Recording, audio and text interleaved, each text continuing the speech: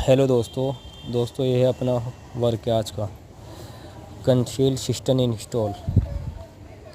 ये Jaguar company का conceal system है जो हमने आज इसको इंस्टॉल किया है। और डाइवर्टर है 2 इनलेट डाइवर्टर 2 पानी वाला जो हमने लगाया है। दोस्तों वीडियो अच्छी लगी तो लाइक करना, वीडियो को शेयर करना।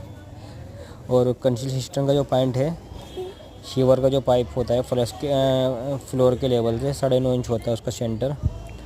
और उसका कंसील सिस्टम का और अपना जो सीट का जो पॉइंट होता है वो 5.5 इंची होता है 20 सेंटर दोनों पाइप